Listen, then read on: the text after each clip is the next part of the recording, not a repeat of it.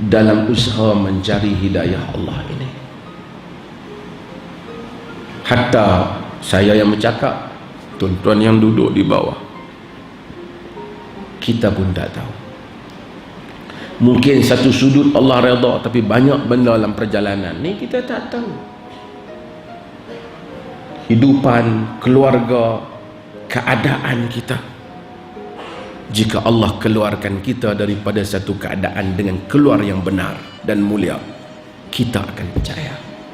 Jika dia masukkan kita dalam satu keadaan, satu tempat yang sidq, kita akan percaya. Maka dengan itu mudah-mudahan pada bulan Ramadan ini kita hayati salah satu doa yang diajar oleh Quran kepada Nabi SAW dalam suratul Isra ayat ke-80, supaya kita masuk yang betul dan keluar dari tempat keluar yang betul. Hatta Nabi, Allah suruh Nabi berdoa, maka kita kena berdoa. Allah Ta'ala ajak Nabi. Allah Ta'ala boleh bagi dia kat Nabi ni, tapi dia suruh Nabi minta. Kerana doa lambang kerendahan diri insan kepada Tuhan. Tawakkul Rabbi adkhilni mudkhala sidq wa akhrijni mukhraja sidq waj'alni min ladunka sultanan nasira. Allah kata Rabbi qul Rabbi adkhilni mudkhala sidq. Yang ni doa, Nabi doa, dan kita hurai makna dia, dan kita doa juga nanti.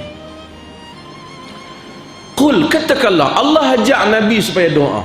Ni satu lagi, bila kita mengaji sunnah ni, kita cari doa hak Tuhan ajak dalam Quran, dalam sunnah. Wa qul Rabbi adkhilni mudkhala sidq. Rabbi adkhilni mudkhala sidq. Wahai Tuhanku, Allah kata, kata Nabi, katakanlah, wahai Tuhanku, masukkanlah aku pada tempat masuk yang benar, yakni yang mulia, yang benar. Wa akhrijni mukhraja sidq, dan keluarkanlah aku pada tempat keluar yang benar, yang lagi mulia, yakni yang benar, yang mulia. Sidq itu benar, mulia. Waj'alli bil ladunka sultanan nasira, jadikanlah untukku dari sisimu kekuasaan yang memenangkan aku.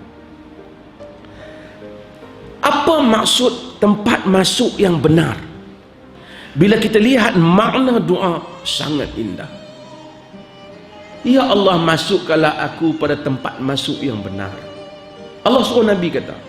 Para ulama bahas tafsir, bahas apa maksud mudkhala sidq, tempat masuk yang benar. Sebahagian mereka kata kubur, ada yang kata tempat keluar yang sebenar itu keluar ke akhirat besok. Tapi sebahagian mereka menyebut, yang rajih wallahu ta'ala alam, mungkin maksudnya ialah masuk ke Madinah. Dan keluarkanlah aku keluar yang benar, iaitu keluar daripada Mekah. Nabi SAW pada hari keluar daripada Madinah, orang kata Nabi dihalau. Orang Mekah berkompromi, buat satu perancangan sehingga insan yang mulia keluar daripada buminya sendiri. Pada zahir dia keluar hina, masuk ke Madinah, masuk dengan mengharapkan pertolongan rakyat Madinah, bantuan orang.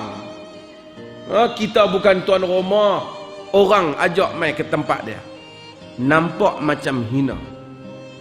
Tapi Allah menyebut supaya Nabi doa mudkhala sidqin dan mukhraja sidq.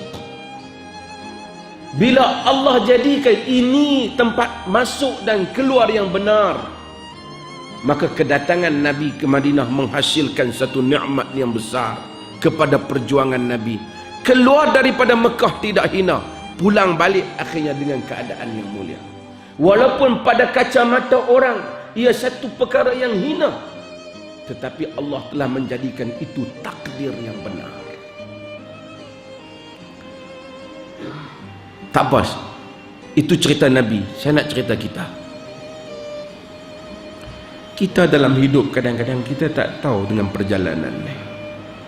Kita masuk pada satu tempat, kita keluar pada satu tempat, kita ada pada satu keadaan, kita tak tahu betulkah keadaan kita ini. Kita minta ke Allah supaya Rabbi adkhilni mudkhala sidq. Ya Allah, masukkanlah aku di tempat masuk yang betul. Wa akhrijni mukhraja sidq. Keluarkanlah aku pada tempat keluar yang betul. Kadang-kadang kita sangka yang kita duduk ni betul, tapi dia tak betul kalau minta Allah keluarkan. Kadang-kadang kita nak keluar, kita tak tahu ke mana, kita minta Allah masuk ke tempat yang betul. Dalam perjalanan hatta kita mencari hidayah, kita jumpa yang ni mengaji di sini, kita pun tak tahu kadang-kadang yang mana yang lebih Allah redha. Kadang-kadang Allah masukkan kita dalam satu keadaan, alhamdulillah, mudah-mudahan kita benar, kita faham sunnah Nabi. Minta Allah masuk kepada mudkhala sidq. Dan Allah keluarkan kita mukhraja sidq, tempat keluar yang benar. Kita tak kekal di atas yang salah.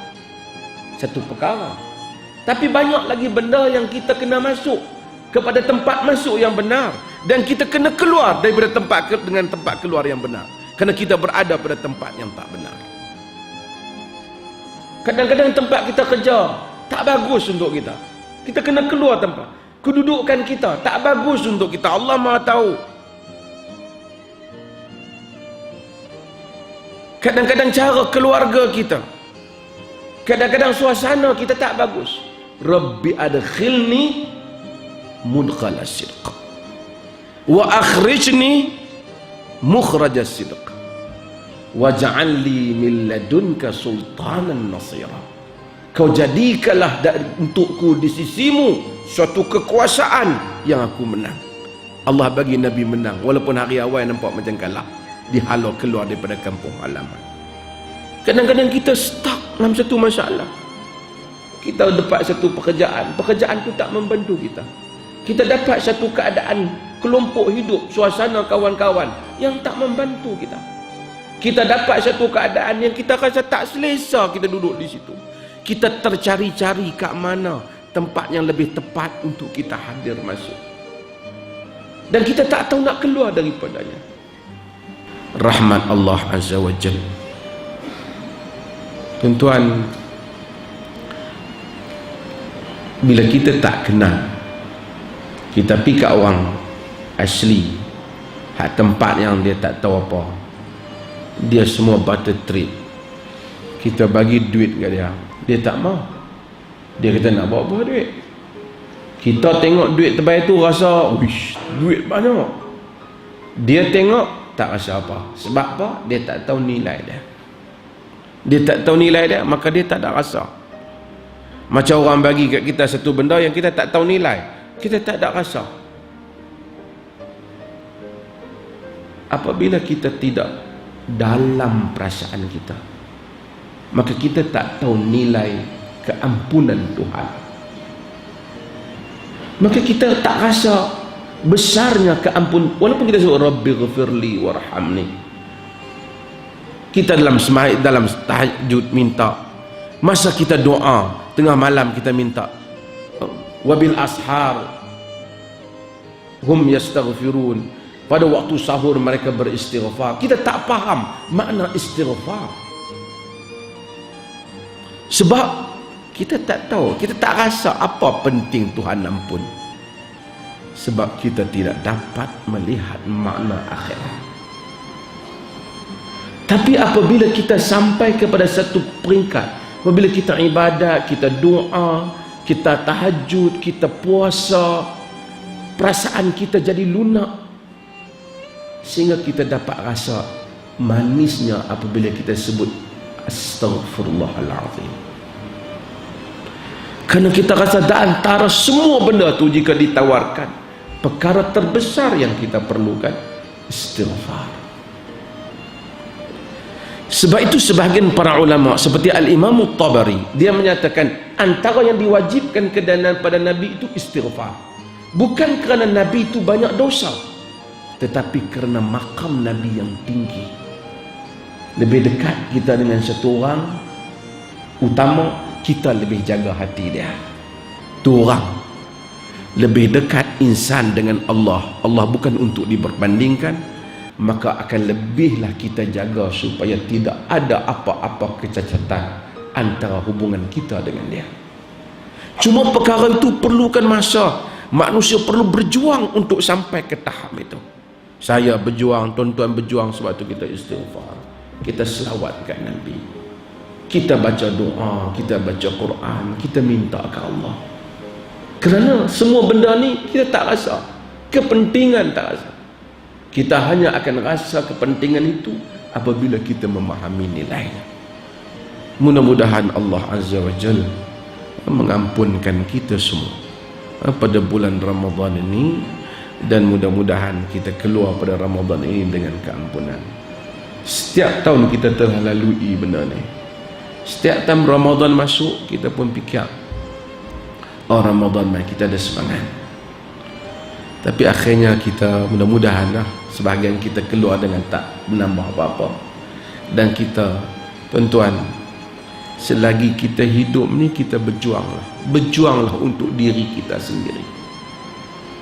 Kalau mai mengaji sunnah pun kita tak ada apa yang kita berjuang untuk diri kita dalam meningkatkan iman kita sendiri.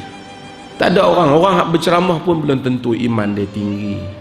Hak jadi tok imam pun belum tentu. Kita lah semua yang bertanggungjawab terhadap iman kita di sisi Tuhan. Iman kita di sisi Tuhan. Sebab itu untuk memperolehi makna iman tak mampu kita. Nabi Tuhan suruh minta doa. Sebab tu Allah ajak kita banyak. Hayya 'alas salah. Kita dengar orang azan. Kita hal lain semua kita kata asyhadu an la ilaha illallah. Apa kita jawab? Asyhadu anna Muhammadar Rasulullah. Asyhadu anna Muhammad. Hayya 'alas salah. Kita jawab apa? La haula wala quwwata illa billah. Tidak ada daya dan tidak ada upaya melainkan dengan pertolongan Allah. Untuk hadir salat, untuk hadir melakukan ibadah, untuk menghayati makna tauhid, tidaklah ada daya dan upaya melainkan dengan pertolongan Allah Subhanahu wa taala. Maka kita doa dan kita selalu mengulangi la haula wala quwwata illa billah. Mudah-mudahan Tuhan tolong kita dan Tuhan kesiankan kita. Wassallallahu ala nabiyyina Muhammad walhamdulillahi rabbil alamin.